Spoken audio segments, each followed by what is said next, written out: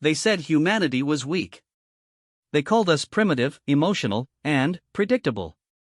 The Zephyrian Empire had conquered 17 star systems before they even noticed our small blue world tucked away in an unremarkable corner of the galaxy. When they finally came for Earth, they expected another easy victory. They were wrong. What the aliens didn't understand was that humanity's greatest strength wasn't our technology or our numbers, it was our ability to produce heroes when everything seemed lost.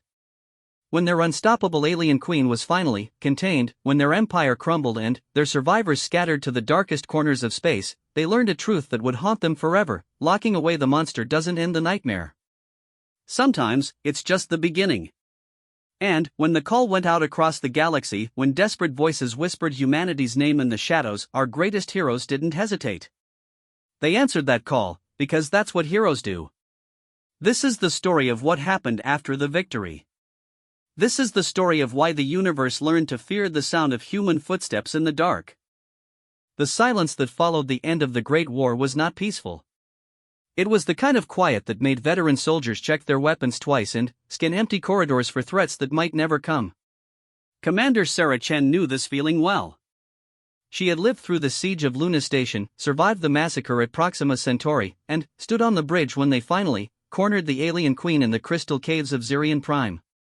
That was 3 years ago. 3 years since they had locked the most dangerous being in the galaxy inside a quantum containment field that could theoretically hold her for eternity. 3 years since the Zephyrian Empire collapsed like a house of cards, their surviving forces scattering to the outer rim worlds. 3 years since humanity had proven that even the most advanced alien civilizations could be brought low by human determination and ingenuity. Sarah should have been celebrating. Earth's victory had secured their place among the galactic powers, opened up new trade routes, and established humanity as a force to be respected rather than conquered. Instead, she found herself staring out the viewport of the UES Defiant, watching the stars whirl past in the eternal dance of deep space, and wondering when the other shoe would drop. The answer came in the form of a transmission that shouldn't have existed. "Commander Chen to the bridge," the voice of her communications officer crackled over the intercom. "We're receiving a priority signal on an encrypted channel." Sarah made her way through the corridors of the Defiant, noting how her crew snapped to attention as she passed. They were good people, the best humanity had to offer. Many of them were veterans of the war against the Zephyrians, hardened by combat but not broken by it. They had chosen to remain in service even after the victory parades and medal ceremonies, because they understood something that the politicians back on Earth seemed to have forgotten: peace was not the absence of war, but the vigilance that prevented its return. The bridge was a hive of activity when she arrived. Lieutenant Commander Marcus Webb, her second in command, was hunched over the communications console with the ship's senior comm officer, Ensign Park. The expression on Webb's weathered face told Sarah everything she needed to know: this wasn't a routine message. "Report," Sarah commanded as she took her position in the captain's chair. "Signal came in about 10 minutes ago," Webb explained, his gravelly voice carrying the weight of concern. "It's on one of the old resistance frequencies, the ones we used during the underground operations against the Zephyrians. The encryption is military grade, but the signature..." He paused, running a hand through his gray hair. "Commander, the signature belongs to someone who's supposed to be dead." Sarah felt a chill run down her spine. "Show me." The main screen flickered to life, displaying a holographic image that made several bridge crew members audibly gasp. The figure that appeared before them was unmistakably human, but wrong in subtle ways that set off every alarm bell in Sarah's experienced mind. The man's skin had an odd, translucent quality, and his eyes held a depth that seemed to go on forever. Most disturbing of all, Sarah recognized him. "Captain Thomas Mitchell," she whispered. "But that's impossible."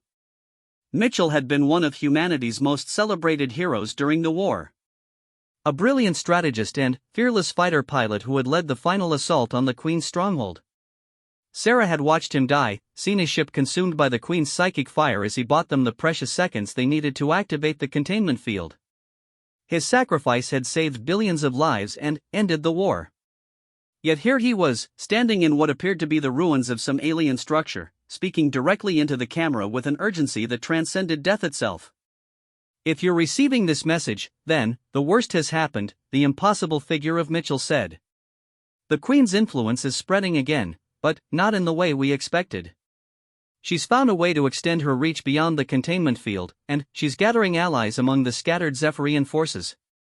More than that, she's beginning to corrupt the very fabric of space around her prison. The image flickered, interference patterns dancing across the screen. When it stabilized, Mitchell's expression had grown even more grim.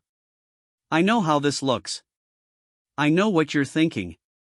But I'm not the Thomas Mitchell who died at Zirion Prime. I'm something else now, something that exists in the spaces between life and death. The Queen's psychic attack didn't destroy me, it transformed me into something that can perceive the true scope of the threat she represents. Sarah exchanged glances with Webb. The old soldier's face had gone pale, but his hand remained steady on his sidearm. Around them, the bridge crew maintained their positions with professional discipline, but she could see the tension in their posture. The corruption is subtle at first, Mitchell continued.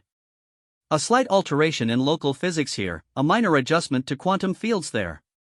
But it's growing stronger every day, and if it reaches critical mass, the containment field will collapse. When that happens, the Queen won't just escape, she'll emerge more powerful than ever before, with an army of converted beings at her command. The transmission paused, and, for a moment, Sarah could hear only the quiet hum of the ship's engines and the nervous breathing of her crew. There are others like me, Mitchell said finally. Humans who were changed by contact with the Queen's power, who exist now in a state between life and death. We've been trying to contain the corruption, but we're not enough. We need the living heroes of humanity to answer the call. We need the ones who still have the strength to fight. The image began to break apart, digital artifacts consuming Mitchell's features. The coordinates are embedded in this transmission. Come to the shattered nebula beyond the Kepler expanse. But come prepared for war, because this time, we're not fighting just to save humanity. We're fighting to save reality itself. The screen went dark, leaving the bridge in stunned silence. Sarah stared at the blank display for a long moment, her mind racing through the implications. Everything in her rational, military-trained brain told her this was some kind of elaborate hoax or enemy deception. But her instincts, honed by years of combat and crisis, were screaming at her that the threat was real. "Ensign Park," she said quietly. "Run a full analysis on that transmission. I want to know everything: point of origin, quantum signature, temporal displacement readings, everything you can give me." "Yes, Commander," Park replied, her fingers already dancing over her console. "Webb, get me a connection to Earth Command.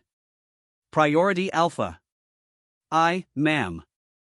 As her crew sprang into action, Sarah found herself thinking about the heroes who had answered humanity's call during the war. People like Admiral Rodriguez, who had held the line at Jupiter while the Earth evacuation fleets escaped. Like Colonel Zhang Wei, who had led the ground assault that captured the Queen's primary command vessel. Like Dr. Elena Vasquez, whose breakthrough in quantum field manipulation had made the containment field possible. Where were they now?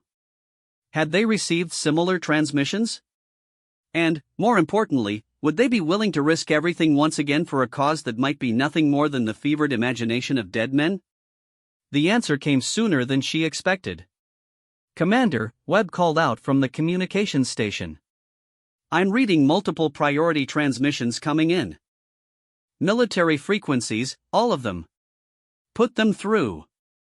The main screen divided into a grid of smaller images, each showing a different face Sarah recognized from the war. Admiral Rodriguez, his weathered features as stern as ever. Colonel Zhang, her cybernetic eye gleaming in the light from her ship's bridge. Dr. Vasquez, older now but with the same fierce intelligence burning in her dark eyes. One by one, they spoke the same words: "I received the transmission. I'm going to investigate." Sarah felt a familiar mixture of pride and terror wash over her. The old gang was getting back together, but this time, they weren't fighting aliens with superior technology and overwhelming numbers. They were fighting something that challenged the very nature of existence itself. "Set course for the coordinates Mitchell provided," she ordered. "Maximum warp." "Commander," Webb said carefully, "are you sure about this? It could be a trap." Sarah looked around at her bridge crew, seeing her own determination reflected in their faces. These were people who had chosen to serve, who understood that some calls had to be answered regardless of the cost. Maybe it is a trap, she admitted. But, if there's even a chance that Mitchell is telling the truth, we can't ignore it. The Queen nearly destroyed everything once before. If she's found a way to extend her influence. She didn't need to finish the thought. Every person on the bridge had lived through the horrors of the war, had seen worlds stripped of life by the Queen's psychic powers. The idea that she might be growing stronger, even while contained, was a nightmare none of them could afford to dismiss. As the Defiant turned toward the coordinates embedded in the transmission, Sarah allowed herself a moment of reflection. 3 years ago, they had thought they were saving the galaxy. Now it seemed they had only bought time that was rapidly running out. But that was fine. Heroes didn't answer the call because victory was guaranteed. They answered because someone needed to stand between the darkness and the light, regardless of the odds. The stars ahead grew brighter as the ship accelerated toward whatever awaited them in the shattered nebula. Behind them, other vessels were making the same journey, ships carrying the greatest heroes humanity had ever produced, men and women who had already proven they would sacrifice everything to protect what they loved. The Queen had made one crucial mistake in her calculations. She had assumed that locking her away would break humanity's spirit, that the peace following the war would make them soft and complacent. She was about to learn just how wrong she could be. In the depths of space, something ancient and malevolent stirred in its quantum prison, sensing the approach of its old enemies. The game was beginning again, but, this time, the stakes were higher than anyone could possibly imagine. The call had gone out, and humanity's greatest heroes were answering. The universe would never be the same. The shattered nebula was a wound in space itself, a region where normal physics went to die and came back as something else entirely.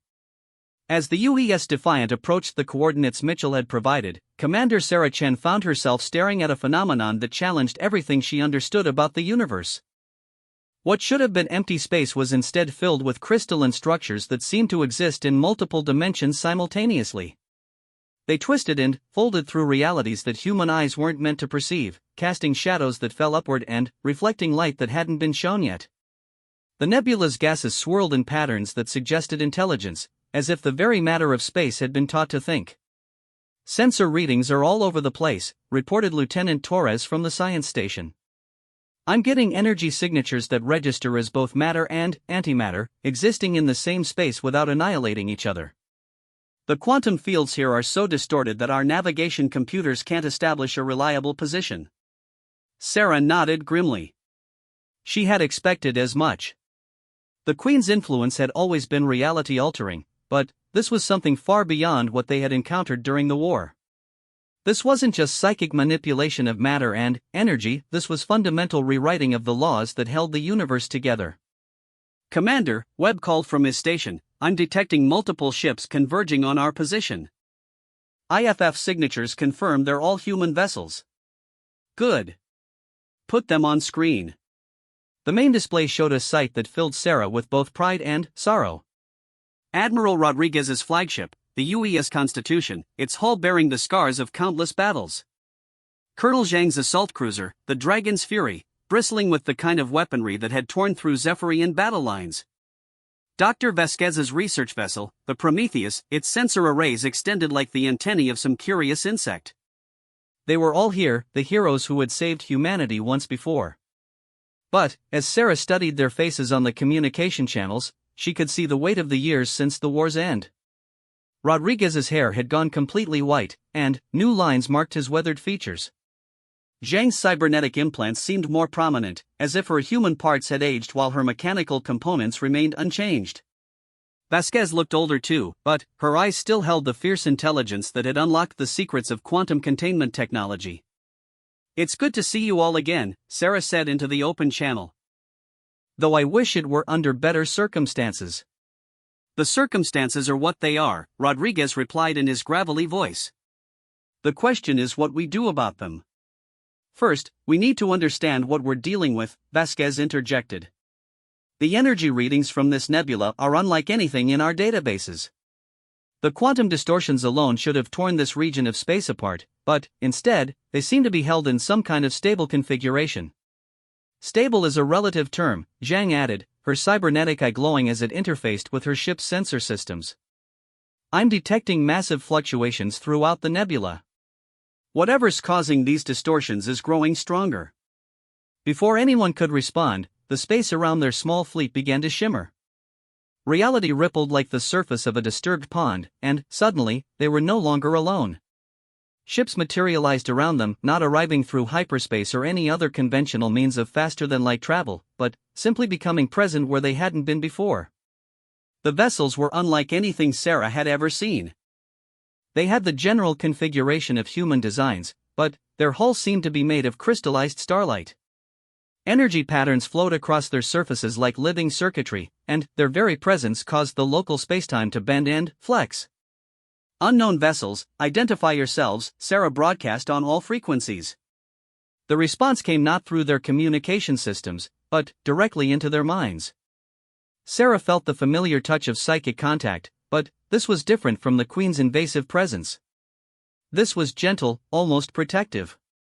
"We are what remains of those who fell in the war," the voice said. It was Mitchell's, but overlaid with harmonics that suggested he wasn't speaking alone. "We are the dead who chose not to die, the lost who found a new way to serve." On the main screen, the ghostly figure of Thomas Mitchell appeared once again. But now Sarah could see others behind him, dozens of figures she recognized from the war. Pilots who had died in the final battle. Marines who had been consumed by the Queen's psychic fire. Scientists who had sacrificed themselves to complete crucial research. They were all there, transformed into something between life and death, existing in a state that defied conventional understanding. "You're all supposed to be dead," Rodriguez said bluntly. "We are dead," Mitchell replied with a sad smile. "But death, it turns out, is not the end when you've been touched by forces beyond normal reality. The Queen's power changed us in the moment of our destruction, made us into something that can exist in the spaces between dimensions." "And you've been fighting her influence all this time?" Vasquez asked, her scientific curiosity overriding her shock. "Fighting and failing," admitted another voice, Captain Lisa Park, who had died holding off Zephyrian boarding parties on the space station at Wolf 359. "We can slow the corruption, redirect it temporarily, but we can't stop it. We exist in the same dimensional spaces she's trying to influence, which gives us some power to resist, but also makes us vulnerable to her touch."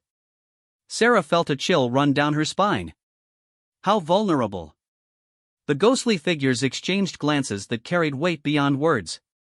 "Some of us have already been turned," Mitchell said quietly. "They fight for her now, working to weaken the containment field from dimensions we can access, but you cannot. They know all our tactics, all our weaknesses, because they used to be us." The implications hit the assembled heroes like a physical blow. Not only were they facing an enemy who could alter reality itself, but that enemy had corrupted versions of their own dead comrades fighting on her behalf. "Show us," Sarah commanded. The space around them shifted again, and, suddenly, they were looking at a holographic display that revealed the true scope of the Queen's influence. The shattered nebula wasn't just one location, it was the visible manifestation of a vast network of quantum distortions that stretched across light-years of space. At the center of it all, barely visible through layers of twisted reality, was a structure that shouldn't have been able to exist. The containment facility, Zhang breathed. It was, but it was also something more. The quantum prison they had built to hold the alien Queen had been transformed into a massive amplifier, using her own contained power to extend her influence across dimensional barriers. The structure itself had grown, fed by energies that existed outside normal spacetime, becoming a fortress that spanned multiple realities simultaneously. "She's been patient," Mitchell explained. "For 3 years, she's been slowly expanding her reach, corrupting space itself atom by atom. Soon, she'll have enough influence to destabilize the containment field from within. When that happens..." He didn't need to finish. They all understood what would happen when the most dangerous being in the galaxy broke free with 3 years' worth of accumulated power and a host of corrupted reality space to command. "What do you need us to do?" Rodriguez asked simply. "We need living beings," Park replied. "Consciousness that exists fully in normal reality. The Queen's influence is strong in the spaces between dimensions, but she still has limitations in conventional spacetime. If we can coordinate an attack, the living and the dead working together, we might be able to either repair the containment field or Vasquez prompted. Mitchell's expression grew grim. Or we might have to do something that violates every principle we fought for during the war. We might have to destroy the entire region of space where she's imprisoned, along with ourselves and everything else in it. The silence that followed was profound. Sarah looked around at the faces of her fellow heroes, seeing the same mixture of determination and horror she felt in her own heart. They had spent years fighting to preserve life, to protect the innocent, to build a better future for humanity and all the species that shared the galaxy. Now they were being asked to consider the ultimate sacrifice, not just their own lives, but the complete annihilation of a region of space that contained billions of stars and countless potential worlds. Is there no other way? She asked. We've been searching for 3 years, Mitchell replied. Every possibility, every alternative, every theoretical solution. The Queen's corruption runs too deep, and she's had too much time to prepare. If we don't act soon, her influence will spread beyond this region. The corruption will reach inhabited systems, and then. He showed them another holographic display, this one depicting the mathematical progression of the Queen's influence. If the current rate of expansion continued, her reality-altering power would reach Earth within 50 years. Other inhabited worlds would fall much sooner.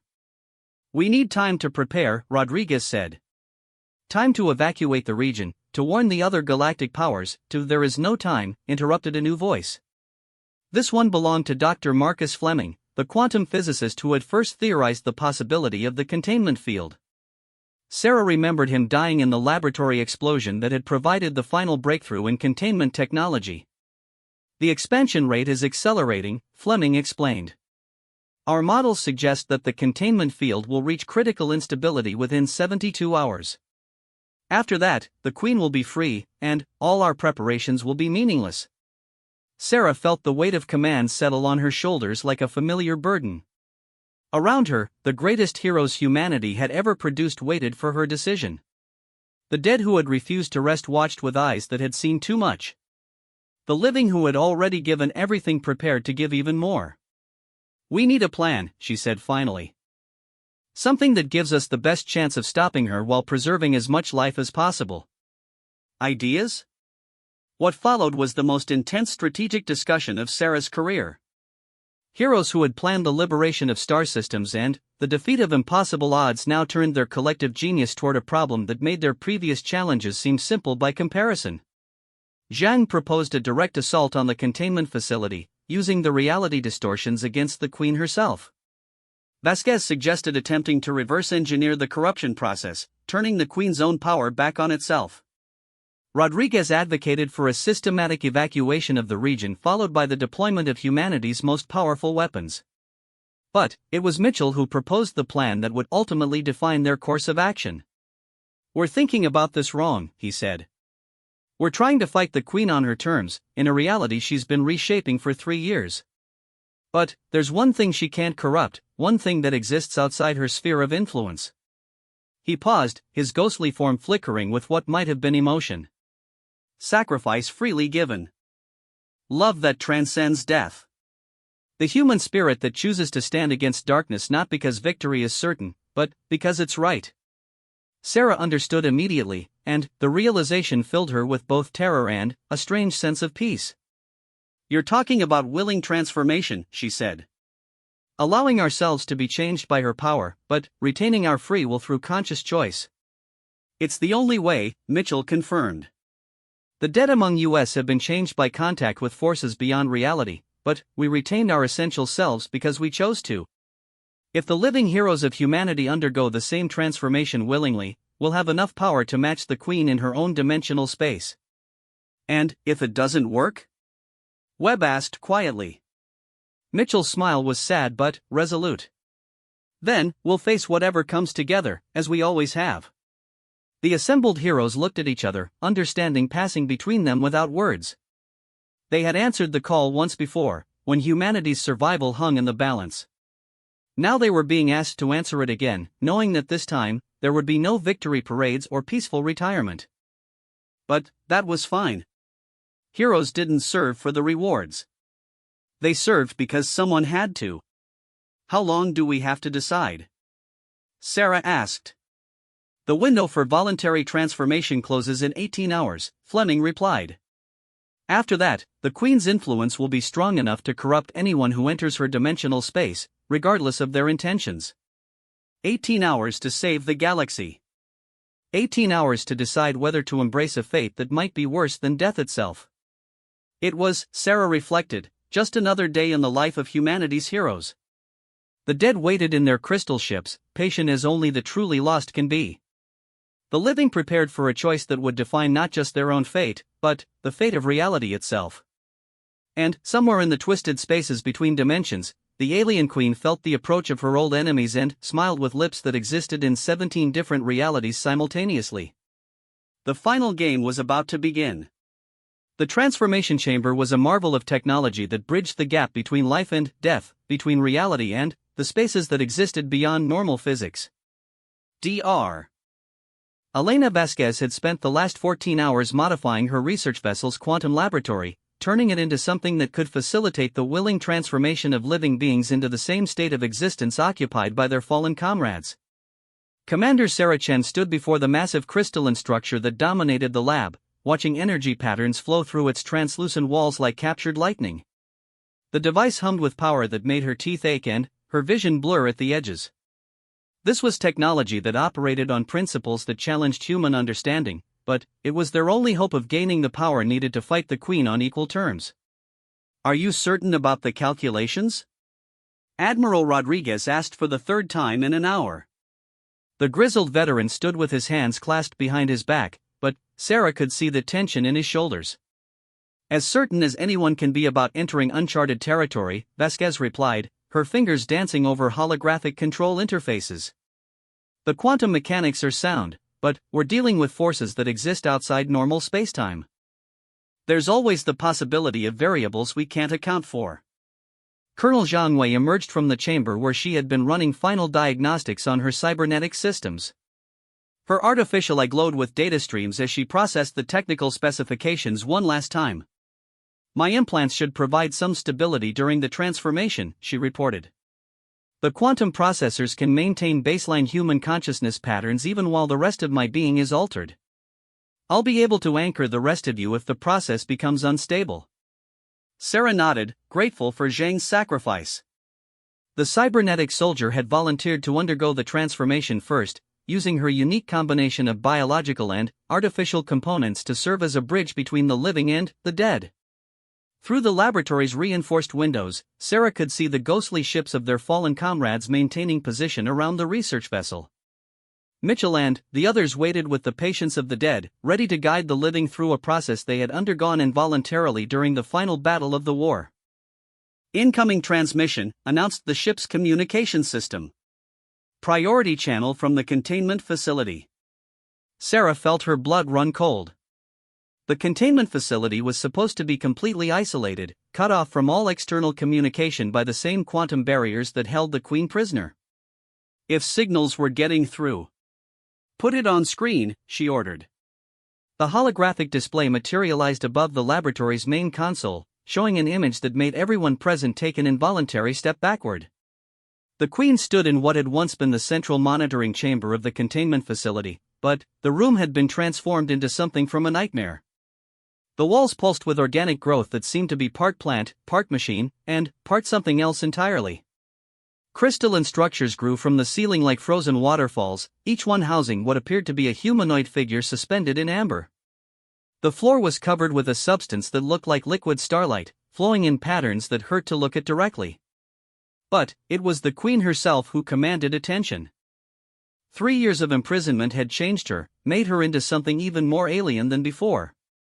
Her form shifted constantly between states of matter, sometimes appearing solid, sometimes translucent, sometimes existing as pure energy. Her eyes, if they could still be called eyes, were windows into dimensions that human minds weren't equipped to perceive. "My dear enemies," she said, her voice carrying harmonics that seemed to come from multiple realities simultaneously. "How good of you to come. I was beginning to worry that you had forgotten about me. What do you want?" Sarah demanded, fighting to keep her voice steady. The Queen's laughter was like breaking glass and dying stars. "Want? I want nothing, because I already have everything. Do you see these beautiful crystals around me? Each one contains one of your precious heroes, the dead ones who thought they could hide from me in the spaces between life and death. The camera panned across the room, revealing dozens of crystal prisons. Sarah could make out faces within some of them, pilots and Marines and scientists who had died in the war, now trapped in a state worse than death. You're lying, Mitchell's voice came through the communication system. Those are empty shells, psychic constructs designed to make us doubt ourselves. Am I? The Queen replied sweetly. Why don't you ask Captain Park about her experience in my collection? She's been quite chatty during her stay. One of the crystals pulsed with sickly light, and a figure that looked like Captain Lisa Park stepped forward. But this version of Park moved wrong, her eyes reflecting the same dimensional depths as the Queen's own. Hello, Mitchell, the corrupted Park said. It's so nice to see you again. The Queen has been showing me such wonderful things, realities where humanity never existed, dimensions where pain and suffering are the only constants. Would you like me to share them with you? Sarah saw Mitchell's ghostly form flicker on her peripheral sensors, his emotional distress causing instabilities in his transdimensional existence. The Queen was attacking their greatest strength, the unity between the living and the dead that made their mission possible. She's trying to break our resolve, Vasquez observed quietly. Make us doubt whether the transformation is possible or safe. Of course I am, the Queen agreed, apparently able to hear their conversation through channels that shouldn't have existed. Because you're about to make the most beautiful mistake. You think becoming like your dead friends will give you power over me, but all you're really doing is delivering yourselves directly into my hands. The image shifted, showing a view of the containment facility from outside. The structure had grown massive, stretching across dimensions that folded space like origami. Tendrils of corrupted reality stretched out from it like the roots of some cosmic plant, reaching toward distant star systems with clear intent. In 6 hours, the containment field will collapse entirely, the Queen announced. When it does, I'll be free to spread my influence across the galaxy at the speed of thought. Every world will become like this facility, a paradise of controlled evolution where consciousness exists in perfect harmony with my will. That's not harmony, Rodriguez said grimly. That's slavery. Is it? Or is it simply the next step in the evolution of consciousness? You humans are so attached to your individual identities, your precious free will. But what if I told you that individual consciousness is nothing more than an illusion, a temporary aberration in the natural flow of existence? The Queen gestured to the corrupted Park, who moved with fluid grace to stand beside her master. Park understands now. Her individual identity has been preserved, but it's been freed from the limitations of singular existence. She experiences reality from multiple perspectives simultaneously, sees the universe as it truly is rather than through the narrow filter of human perception. She's a puppet, Zhang said flatly. A consciousness controlled by your will. Control is such an ugly word, the Queen replied. I prefer to think of it as guidance. The guidance that consciousness naturally seeks when it's freed from the prison of singular identity. Sarah had heard enough. The Queen was trying to plant seeds of doubt, to make them question whether their plan would work or simply deliver them into her hands. But doubt was a luxury they couldn't afford. Vasquez, how much longer until the transformation chamber is ready? 15 minutes for final calibration, the scientist replied. We don't have 15 minutes, Mitchell's voice interrupted. I'm reading massive energy spikes from the containment facility. She's accelerating the breakdown of the quantum barriers. Indeed, the readings on their instruments showed fluctuations that made Sarah's heart sink. The Queen wasn't waiting for natural degradation of the containment field, she was forcing it, using the power she had accumulated to tear holes in the barriers from within. New timeline, Sarah announced. How long for basic calibration? 3 minutes, but the transformation will be much more dangerous without full preparation. Danger is what we signed up for, Rodriguez said grimly. Better to die trying than to wait for certain destruction. The Queen's image flickered on the display, her form shifting to something more recognizably humanoid. For a moment, she almost looked like she had during the war, beautiful in an alien way, but not the reality-warping nightmare she had become. You don't have to do this, she said, and, for the first time, her voice carried something that might have been genuine emotion. I can offer you something better than transformation. Join me willingly, and I'll preserve your individual consciousness while freeing you from the limitations of physical existence. You'll see the universe as I do, infinite possibilities, unlimited potential, eternal life in forms that transcend anything biology could achieve. And all we have to do is surrender our free will, Sarah replied. Free will is an illusion, the Queen said sadly. You think you're choosing to oppose me, but you're really just following patterns established by your species' evolution. Your brains are wired to resist external control, to fight for independence even when submission would be better for everyone involved. Maybe that's true, Sarah admitted. But if our choice is an illusion, then we choose to embrace that illusion. We choose to fight. The Queen's expression hardened, the momentary humanity disappearing as her form shifted back to its reality-bending state. Then, you choose to suffer. The transmission cut out, leaving the laboratory in tense silence. Through the windows, Sarah could see space itself beginning to warp and twist as the Queen's influence spread outward from the containment facility. Stars were changing color, their light shifting through spectrums that shouldn't exist. Reality was coming apart at the seams. Transformation chamber is ready, Vasquez announced. Basic calibration only, but it should be enough to facilitate controlled transformation. Sarah looked around at her companions, the greatest heroes humanity had ever produced, now preparing to undergo a change that would make them something beyond human understanding. They would retain their consciousness, their memories, their fundamental selves, but they would exist in states that challenged the very definition of life. Zhang, you're first, she decided. If your cybernetics provide the stability you think they will, you can guide the rest of us through the process. The cybernetic soldier nodded and stepped toward the transformation chamber. As the crystalline structure opened to receive her, she turned back to look at her companions. See you on the other side, she said with a grim smile. The chamber closed around her, energy patterns beginning to flow through the crystal walls. Zhang's vitals appeared on the monitoring displays: heartbeat, brainwaves, quantum signature, and a dozen other readings that tracked her transition from one state of existence to another. For several minutes, everything proceeded according to Vasquez's calculations. Zhang's biological systems showed signs of quantum modification while her cybernetic components provided stability anchors for her consciousness. Her human brain patterns remained strong even as her quantum signature began to shift toward something similar to Mitchell's ghostly existence. Then, something went wrong. Energy spike in the chamber, Vasquez reported, her voice tight with concern. Something's interfering with the transformation process. On the displays, Sarah could see Zhang's readings fluctuating wildly. Her consciousness patterns were fragmenting, spreading across multiple dimensional states simultaneously. It was exactly what had happened to the heroes who died in the war, but this time, they could watch it happening in real time. She's being pulled toward the Queen's dimensional space, Mitchell's voice came through their communication system. The corruption is trying to claim her before the transformation completes. Sarah made a decision that would haunt her for whatever remained of her existence. She stepped toward the chamber controls, her hands moving over interfaces she barely understood. I'm modifying the transformation parameters, she announced. If Zhang can't complete the process alone, then we'll all undergo it simultaneously. Our combined will might be strong enough to resist the Queen's influence. Sarah, no. Vasquez protested. The chamber isn't designed for multiple subjects.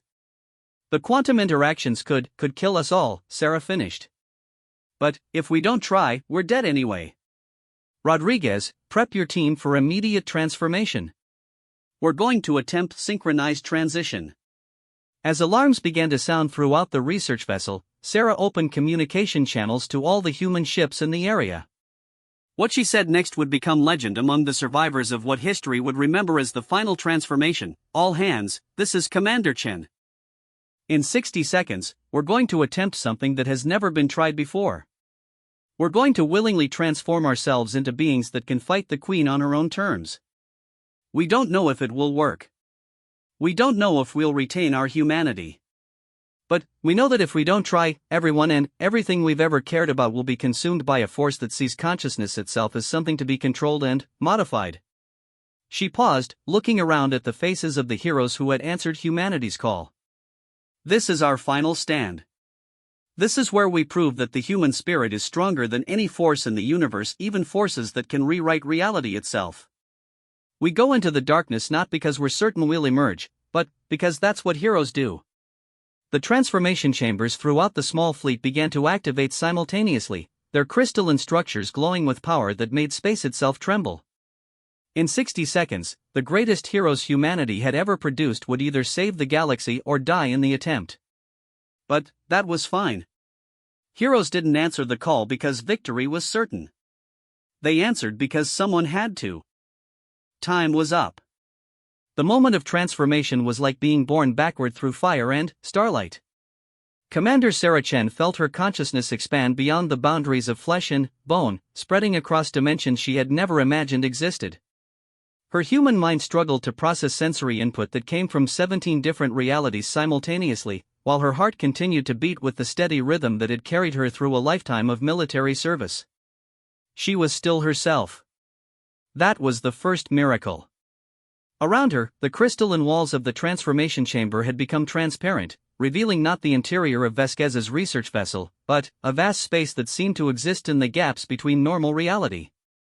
Sarah could see her fellow heroes undergoing their own transformations, Rodriguez's stern features gaining an ethereal quality as his consciousness expanded across multiple dimensional planes, Vasquez's brilliant mind suddenly able to perceive the mathematical structures that governed existence itself.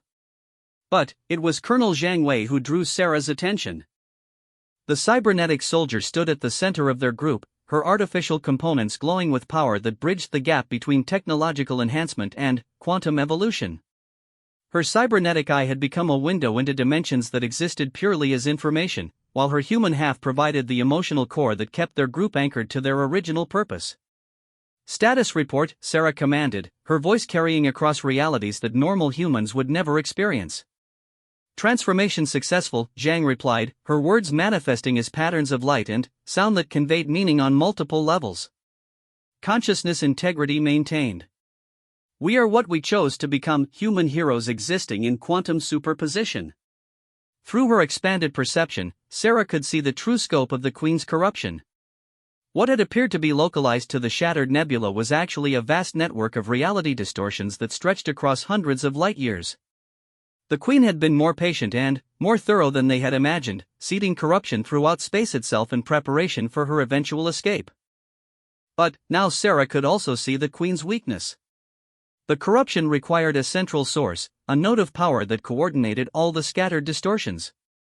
The containment facility wasn't just holding the Queen prisoner, it had become the heart of her expanding empire, the point from which she directed her influence across multiple dimensions. "I can see her," Mitchell's voice reached them from across the dimensional divide. "She's not in the containment facility anymore. She's become part of it, merged her consciousness with the structure itself."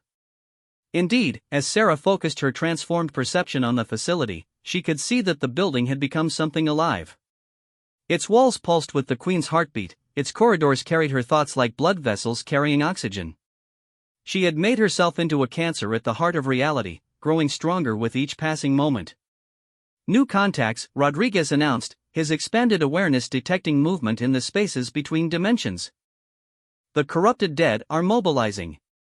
Through the quantum phone that connected all possible realities, Sarah could see them coming, dozens of figures that had once been human heroes, now twisted into servants of the Queen's will. They moved through dimensional space like sharks through water, their transformed bodies perfectly adapted for combat in realms where normal physics meant nothing.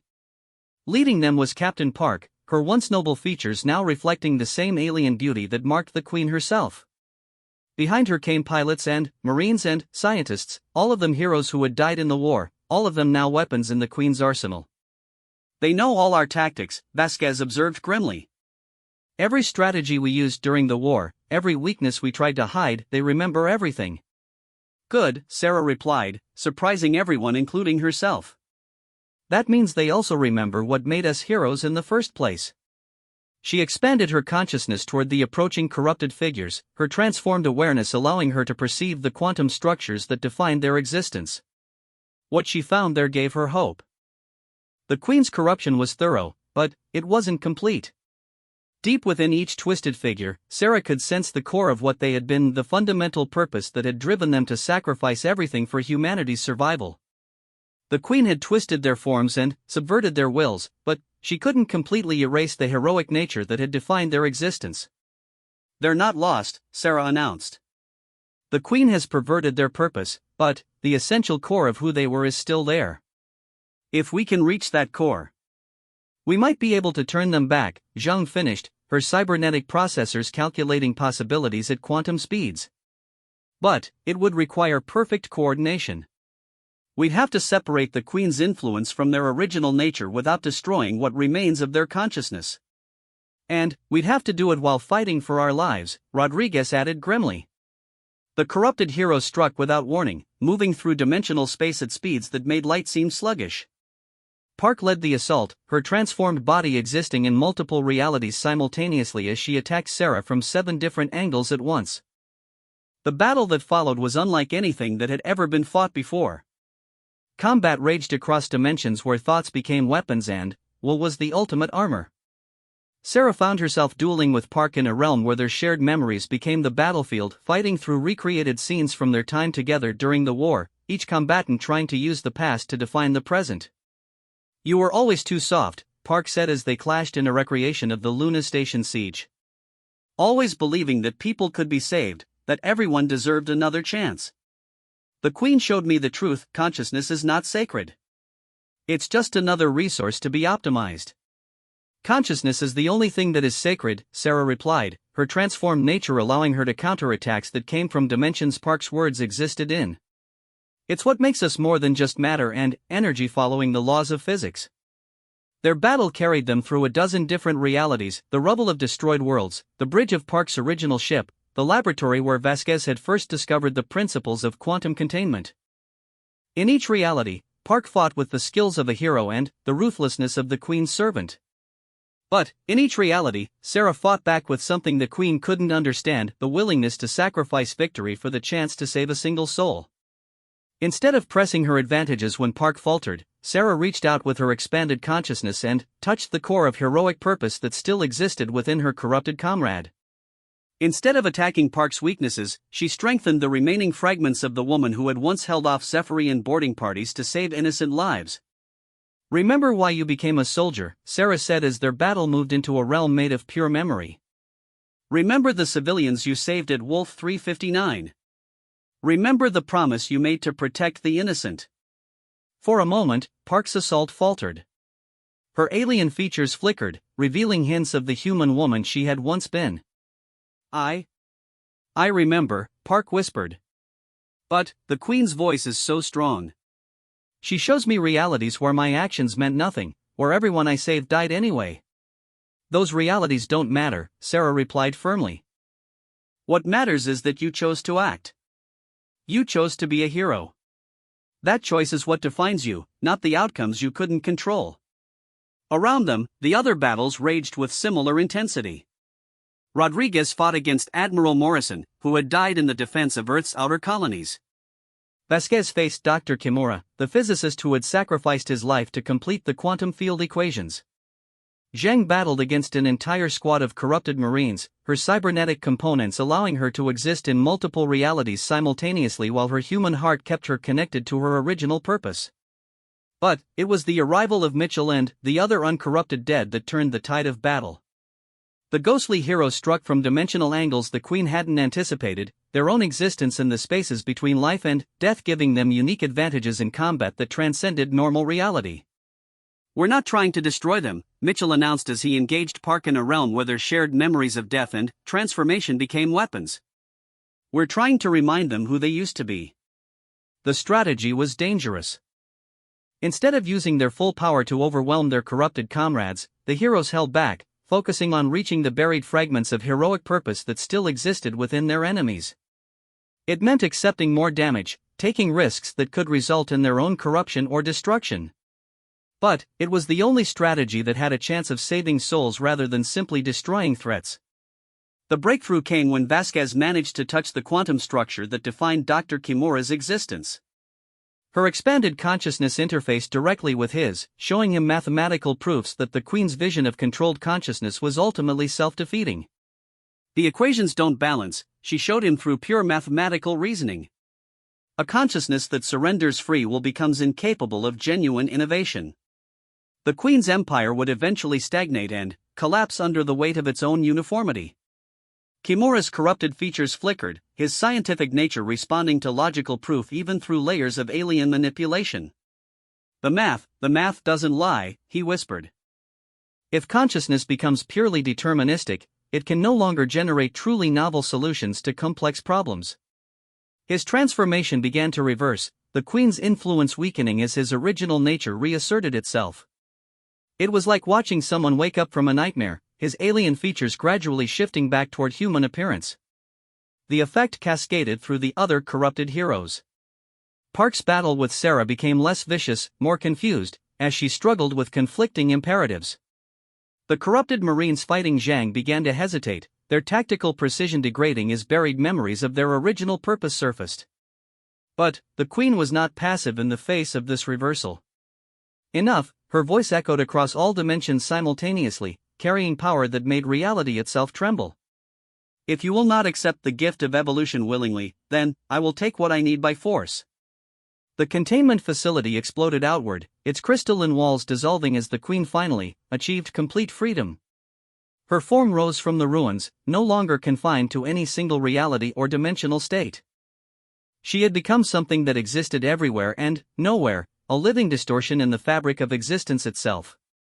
"You think you can save them," she said, her voice coming from every direction at once. "Watch as I show you the true nature of consciousness." Power beyond comprehension reached out toward both the heroes and their corrupted comrades. Where it touched them, Sarah could feel the Queen trying to rewrite the fundamental nature of their existence, not just corrupting their purpose, but changing the basic quantum structures that define consciousness itself. This was the Queen's ultimate weapon, not just the power to control minds, but the ability to alter the very nature of what it meant to be conscious. She was trying to transform the concept of individual identity itself, making it impossible for anyone to exist as a separate being. "All consciousness is one," the Queen declared as her power washed over them. "All identity is illusion. Accept unity, and no peace." For a moment, Sarah felt her individual identity beginning to dissolve. Her memories, her purposes, her very sense of self started to merge with something vast and alien. She could see the appeal of what the Queen offered: the end of loneliness, the end of doubt, the end of the painful isolation that defined individual existence. But then, she remembered something that made her fight back with every quantum of her transformed being. She remembered humanity. Not the abstract concept of her species, but the specific humans she had sworn to protect. The crew members who had served under her command. The civilians who had trusted heroes like her to keep them safe. The children who would never be born if consciousness itself was perverted into the Queen's vision of unity. "No," Sarah said, her voice carrying across every reality simultaneously. "Consciousness is not one. It is billions of unique perspectives, each one irreplaceable. That's what makes it sacred." Her rejection of the Queen's power was like a beacon in the dimensional darkness. Around her, the other heroes rallied to her example, their own individual natures blazing with defiant light. "We are not one," Rodriguez declared. "We choose to stand together while remaining ourselves." "Individual consciousness is not illusion," Vasquez added. "It is the source of all meaning in existence. We are heroes because we choose to be," Zhang concluded. "And choice requires the individual will to decide." Their combined rejection of the Queen's ultimate offer created something unprecedented, a quantum resonance that reinforced the nature of individual consciousness rather than dissolving it.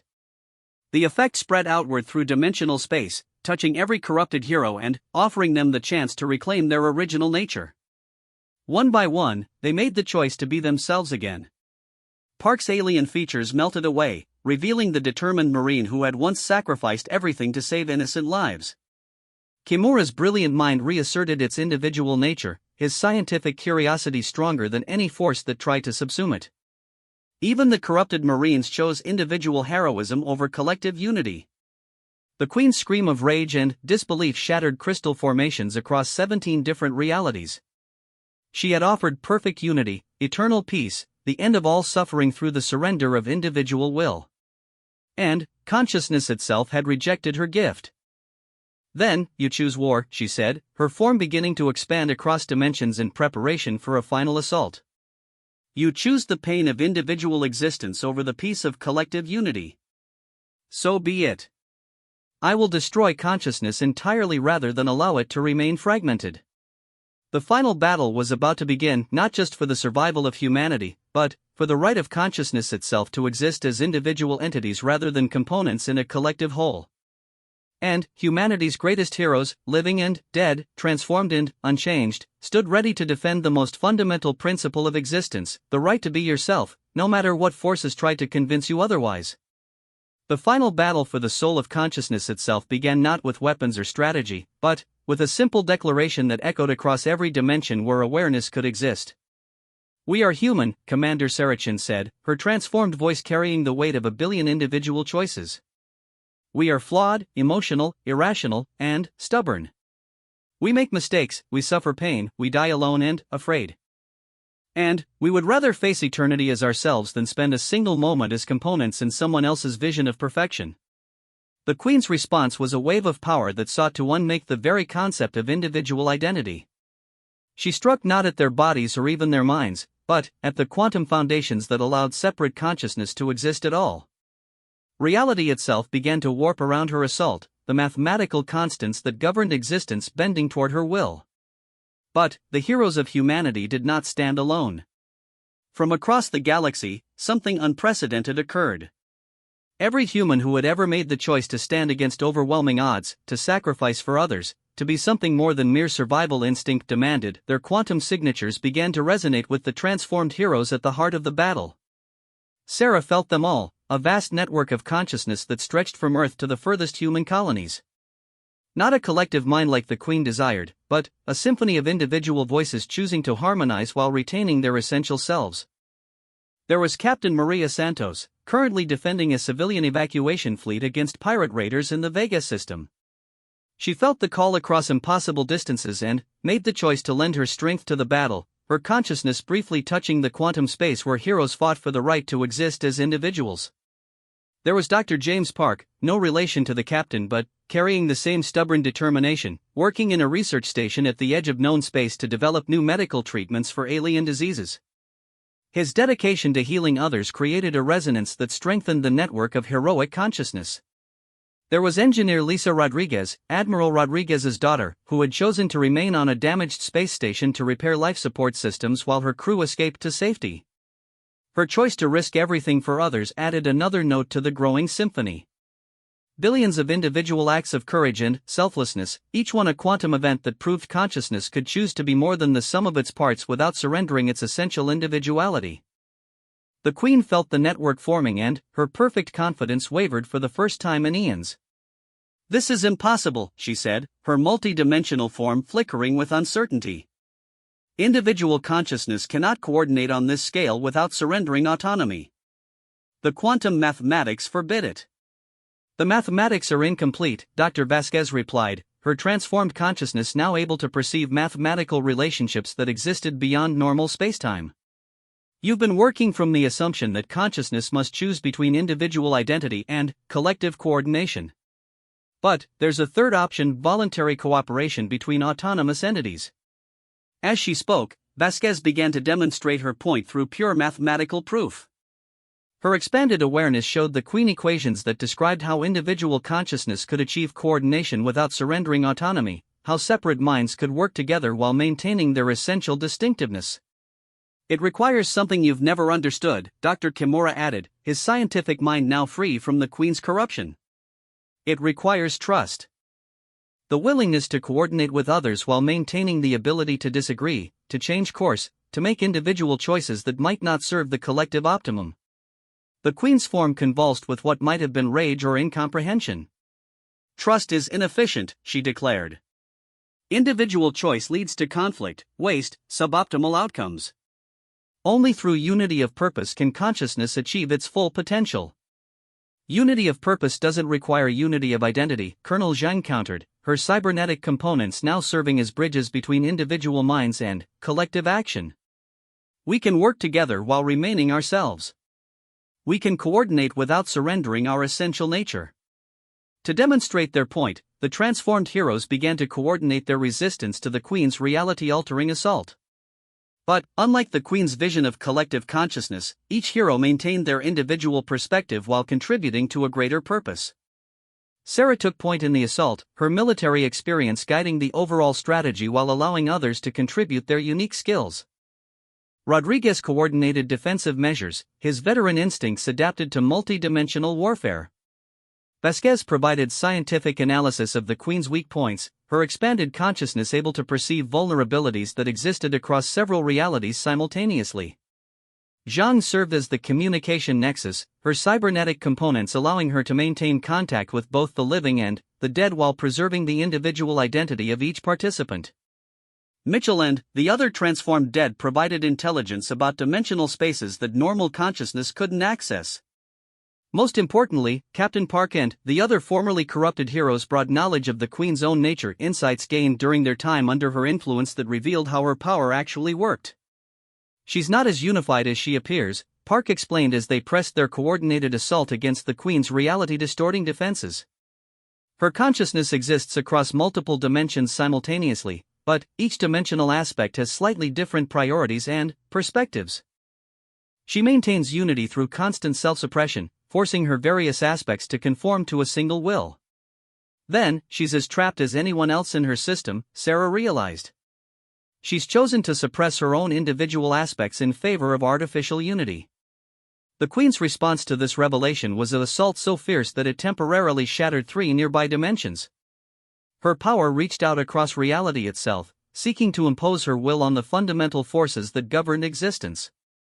"You understand nothing," she screamed across every level of reality. "I have transcended the limitations of individual consciousness. I have become something greater than the sum of my parts."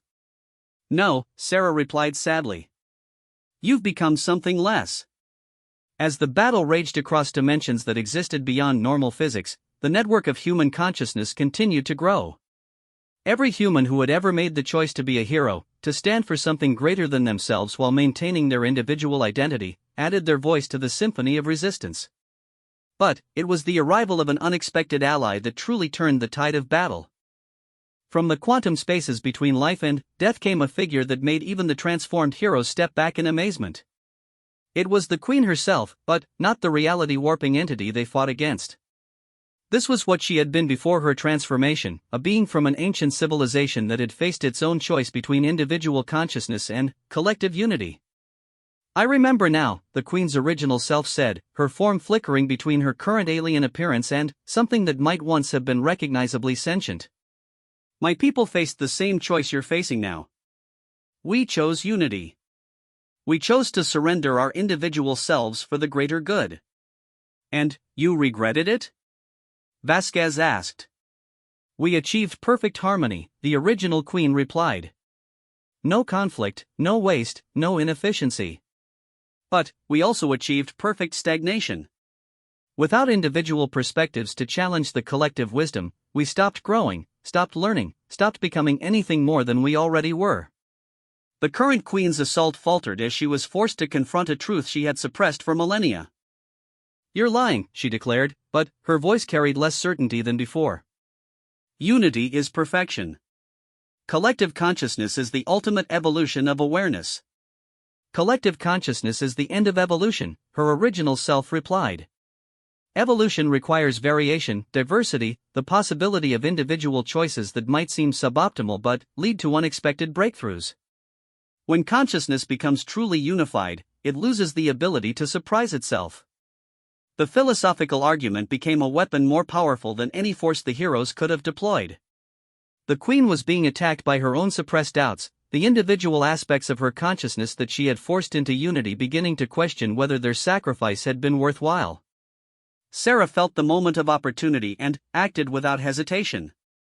Instead of pressing their attack against the Queen's defenses, the heroes of humanity reached out with their transformed consciousness and offered something unprecedented, the chance for the Queen to experience individual identity again, not as a weakness to be overcome, but as a strength to be embraced. "You don't have to remain unified," Sarah said, her voice carrying across the quantum spaces where the Queen's consciousness existed. "You can choose to become individuals again. You can remember what it felt like to be yourself rather than a component in a collective will.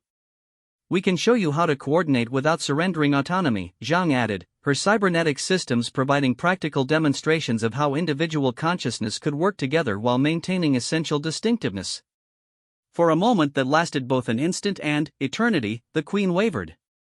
Sarah could see the different aspects of her consciousness struggling with the possibility, some desperately wanting to reclaim individual identity, others terrified of losing the security that unity provided. Then, in a moment that would define the future of consciousness throughout the galaxy, one aspect of the Queen made an individual choice. She chose to be herself again. The effect cascaded through the Queen's unified consciousness like a quantum reaction. One by one, the suppressed aspects of her being began to reclaim their individual nature. The reality-warping entity that had threatened to consume all consciousness began to fragment, not into destruction, but into the separate beings she had once been. The fragments were beautiful, each one a unique consciousness with its own perspective, its own dreams, its own understanding of what it meant to exist. They had been imprisoned within the Queen's unity for so long that their freedom was like the birth of new stars. Some of them were angry at what they had been forced to become. Others were grateful for the experience of collective existence. A few were confused by the sudden restoration of individual identity.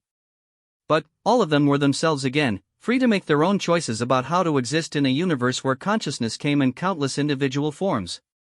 The Queen, the unified entity that had sought to remake all consciousness in her image, simply ceased to exist.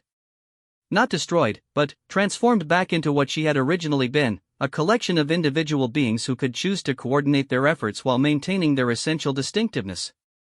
As the reality distortions throughout the shattered nebula began to fade, the heroes of humanity found themselves changed by their experience. They retained their transformed nature, existing in quantum states that allowed them to perceive dimensions beyond normal reality, but they remained fundamentally human in their commitment to individual consciousness and voluntary cooperation. Status report, Sarah said, her voice carrying the familiar tone of military command even across multiple realities. Corruption levels dropping throughout the affected region, Vasquez reported. Spacetime is stabilizing back to baseline parameters. The containment facility is gone. Completely unmade at the quantum level. What about the beings that used to be the Queen? Rodriguez asked. Mitchell, still existing in his ghostly state between life and death, provided the answer. They're exploring, he said with something that might have been amusement. Experiencing individual existence for the first time in millennia.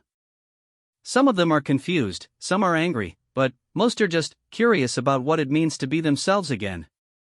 Through her expanded perception, Sarah could sense them, dozens of individual consciousness scattered throughout the local region of space, each one learning how to make personal choices after eons of collective unity. They would need time to adjust, to understand what individual identity meant, to decide what they wanted to do with their newfound freedom. They're not a threat anymore? Zhang asked. They're individuals, Park replied, her human features now stable after her liberation from corruption.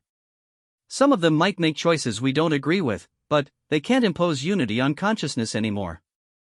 They've remembered what it feels like to be themselves. As the heroes began the long process of returning to normal space, Sarah reflected on what they had accomplished. They had not just saved the galaxy from a threat that could have consumed all conscious life. They had proven something far more important: individual consciousness was not a limitation to be overcome, but the source of everything that made existence meaningful. The diversity of individual perspectives, the ability to make choices that might seem suboptimal, the willingness to coordinate without surrendering autonomy, these were not bugs in the system of consciousness, but features that made growth and evolution possible.